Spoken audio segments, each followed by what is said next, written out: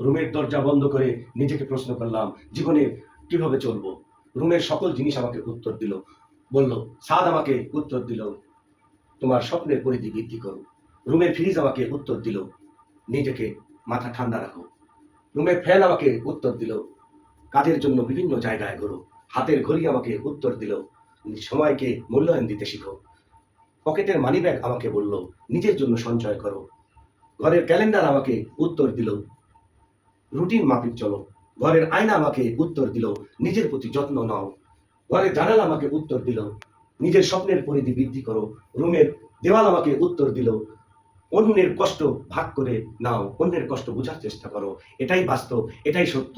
এই বাস্তবতাকে যদি আমরা সামনে রেখে সামনের দিকে অগ্রসর হতে পারি, নিশ্চিত আমাদের জয়, নিশ্চিত আমাদের জয়। এই কথাগুলো যদি আপনাদের ভালো লেগে থাকে তাহলে কমেন্ট এবং শেয়ার করে সকলের মধ্যে ছড়িয়ে দিবেন। এইভাবে যদি আমরা সবাই চলতে পারি তাহলে একদিন আমরা সাকসেস হবই ইনশাআল্লাহ।